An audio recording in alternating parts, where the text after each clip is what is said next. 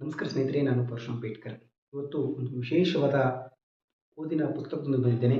ಆ ಪುಸ್ತಕದ ಹೆಸರು ಅಮ್ಮ ಸಿಕ್ಕಿದ್ಲು. ಖ್ಯಾತ ಪತ್ರಕರ್ತರಾಗಿದ್ದ ರವಿ ಬೆಳಗೆರೆ ಬರೆದಂಥ ಕಿರು ಕಾದಂಬರಿ ಅಮ್ಮ ಸಿಕ್ಕಿದ್ಲು. ಅವಸರದಲ್ಲಿ ಬಡಿಸಿದ ಅಡುಗೆಯಾದರೂ ಏನೇ ಪದಾರ್ಥಗಳು ಮಿಸ್ ಆದರೂ ಅಮ್ಮನ ಕೈ ರುಚಿಯಲ್ಲಿ ತಯಾರಾದಂಥ ರುಚಿಸುವ ಅಡಿಗೆಯಂತೆ ರವಿ ಬೆಳಗೆರೆ ಬರೆದಂಥ ಅಮ್ಮ ಸಿಕ್ಕಿದ್ಲು ಅಭಿಮಾನಿಗಳಿಗೆ ಇದು ಸವಿಯ ಕಿಕ್ ಕೊಡಬಹುದಾದಂಥ ಅದ್ಭುತವಾದ ಕಿರು ಕಾದಂಬರಿ. ಹೌದು, ಅಮ್ಮ ಸಿಕ್ಕಿದ್ದು ಇದು ರವಿ ಬೆಳಗೆರೆ ಬರೆದಂಥ ಕೃತಿ.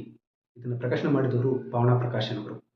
10% ವೈಯಕ್ತಿಕ ವಿಚಾರಗಳನ್ನು, 90% ಬಣ್ಣ ಬಣ್ಣದ ಫ್ಯಾಂಟಸಿ ಸೀನುಗಳನ್ನು ಬೊಂಬಾಟಾಗಿ ಜೋಡಿಸಿ ಅದರ ಸುತ್ತ ಕುಡಿತ, ಕುಸ್ತಿ, ಕಲ್ಪನೆ, ಕನಸು, ಸೆಕ್ಸು, ಲವ್, ಫೈಟಿಂಗು, ಭಾವುಕತೆ ಹೀಗೆ ವಿವಿಧ ರೀತಿಯಲ್ಲಿ ಆಸಕ್ತಿದಾಯಕವಾದಂಥ ಒಂದೇ ಗುಟುಕಿನಲ್ಲಿ ಓದಿ ಮುಗಿಸಬಹುದಂಥ ಅದ್ಭುತವಾದ ಕಾದಂಬರಿಯಾಗಿದೆ. ಹೌದು, ರವಿ ಬೆಳಗೆರೆ ಎಂಬ ಅಕ್ಷರ ಮೋಡಿಗಾರನಿಗೆ ಈ ಓದುಗರನ್ನು ಸೆಳೆಯುವಂಥ ಶಕ್ತಿ ಅವರಲ್ಲಿ ಇರುವುದು ಮಾತ್ರ. ಹೌದು, ಈ ಮೋಡಿಗಾರನ ಲೇಖನಿಯಲ್ಲಿ ಬಂದಂಥ ಅನೇಕ ಕೃತಿಗಳು ಓದುಗರನ್ನು ಎಲ್ಲೂ ಕದಲದಂತೆ ಮಾಡುವಂಥದ್ದು ಸರ್ವಸಾಮಾನ್ಯ, ಅಕ್ಷರಶಃ ಸತ್ಯ. ವೈಯಕ್ತಿಕ ಬದುಕಿನ ತರಾವರಿಗಳನ್ನು, ತವಕಗಳನ್ನು ಸಿನಿಮಾ ರೂಪಿಯಲ್ಲಿ ಕಥಾಗುಚ್ಛವಾಗಿ ಈ ಒಂದು ಕೃತಿಯಲ್ಲಿ ರವಿ ಬೆಳಗೆರೆ ಬರೆದಿದ್ದಾರೆ.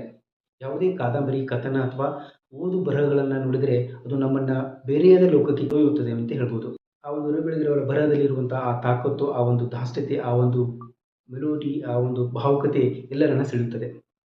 ಫ್ಲ್ಯಾಶ್ಬ್ಯಾಕ್ ರೀತಿಯಲ್ಲಿ ಕೂಡಿಸಿ ಬರೋಬ್ಬರಿ 94 ಪುಟಗಳನ್ನು ಕೇವಲ 5 ದಿನಗಳಲ್ಲಿ ಸರಾಗವಾಗಿ ಬರೆದು ಓದುಗರ ತಲೆಯೊಳಗೆ ಇಳಿಸುವಂಥ ಕಲೆ ಇದು ರವಿ ಬೆಳಗೆರೆಯವರಿಗೆ ಮಾತ್ರ ಸಾಧ್ಯ. ಅದ್ಭುತ ಕಾದಂಬರಿಗಳಲ್ಲಿ ಇದೊಂದು. ಅಮ್ಮ ಸಿಕ್ಕಿತು ಎಂಬ ಅವರ ವೈಯಕ್ತಿಕ ಬದುಕಿನ ತರಾವರಿ ತವಕಗಳನ್ನು ಸಿನಿಮೆಯ ರೀತಿಯಲ್ಲಿ ಕಥಾಗುಚ್ಛವಾಗಿ ಈ ಒಂದು ಕಾದಂಬರಿಯನ್ನು ಬರೆದಿದ್ದಾರೆ. ರವಿ ಬೆಳಗೆರೆಯವರು ಯಾವುದೇ ಕಾದಂಬರಿ, ಕಥನ ಅಥವಾ ಓದಿದರೂ ಕೂಡ ನಮಗೆ ವಿಶೇಷವಾದಂಥ ಅನುಭವ ನೀಡುವುದು ಸರ್ವಸಾಮಾನ್ಯ. ಮತ್ತು ಅವರ ಕಾದಂಬರಿಗಳಲ್ಲಿ ಒಂದು ವಿಶೇಷವಾದಂಥ ಲೋಕಕ್ಕೆ ನಮ್ಮನ್ನು ಅನಾಮತ್ತಾಗಿ ಸೆಳೆದುಬಿಡುತ್ತದೆ.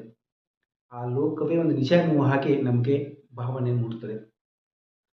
ಖ್ಯಾತ ಪತ್ರಕರ್ತರಾಗಿದ್ದ ರವಿ ಬೆಳಗೆರೆ ಬರೆದಂಥ ಕಿರು ಕಾದಂಬರಿ ಅಮ್ಮ ಸಿಕ್ಕಿದ್ಲು.